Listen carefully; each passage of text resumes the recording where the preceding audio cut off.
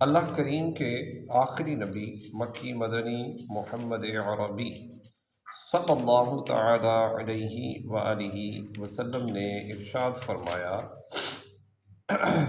تم جہاں بھی ہو مجھ پر درود پڑھو کہ تمہارا درود مجھ تک پہنچتا ہے۔ صلو علی الحبیب صلی اللہ تعالی علی محمد صلی اللہ علیہ وآلہ وسلم۔ پیارے اسلامی بھائیوں، آج شعبان المعظم کی آخری تاریخ یعنی 30 تاریخ ہے، اور انشاءاللہ الکریم آج رات سے رمضان شریف شروع ہو جائے گا۔ سبحان اللہ۔ تو پیارے اسلامی بھائیوں، ہم نے انشاءاللہ الکریم آج سے اپنی پوری پلاننگ کے ساتھ رمضان شریف کا آغاز کرنا ہے۔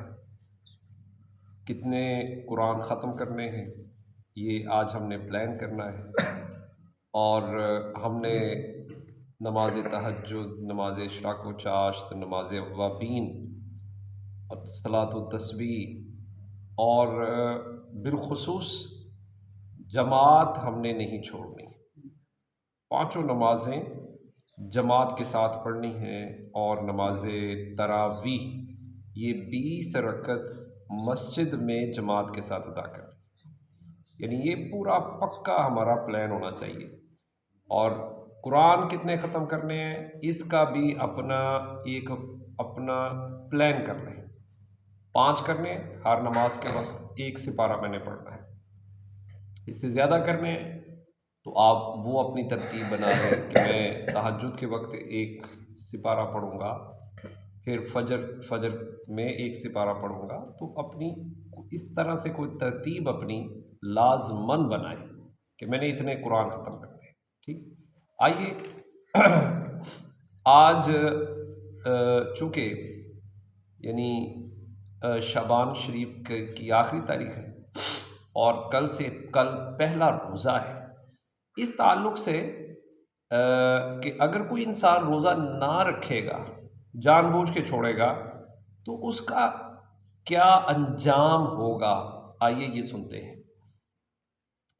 حضرت سیدنا ابو ہریرہ رضی اللہ تعالیٰ عنہ سے روایت ہے کہ نبی کریم صلی اللہ تعالیٰ علیہ وآلہ وسلم نے ارشاد فرمایا، جس نے رمضان کے 1 دن کا روزہ بغیر رخصت، بغیر مرض افطار کیا، یعنی نہ رکھا، تو زمانے بھر کا روزہ بھی اس کی قضا نہیں ہو سکتا، اگرچہ بعد میں بھی رکھ لے۔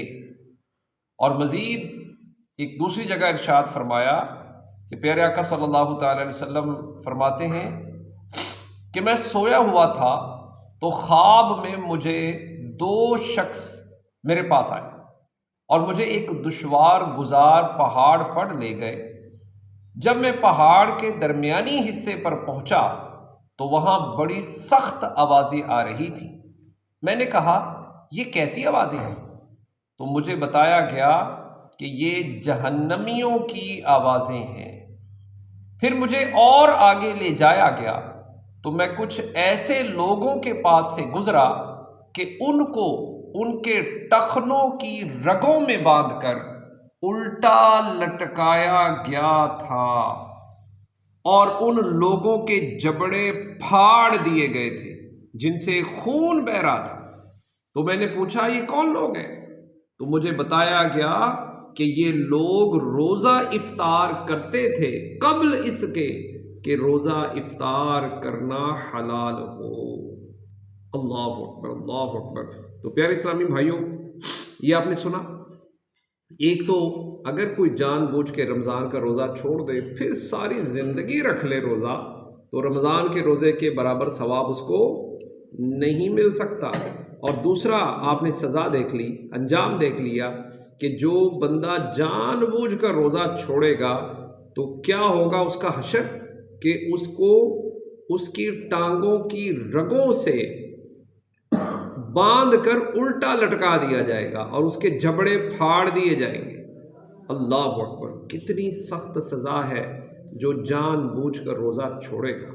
پیارے اسلامی بھائیوں، ایک مزید ایک حدیث پاک سنیے کہ پیارے آقا صلی اللہ تعالی علیہ وسلم نے فرمایا، جس نے ماہ رمضان کو پایا اور اس کے روزے نہ رکھے تو وہ شخص شقی یعنی بدبخت ہے۔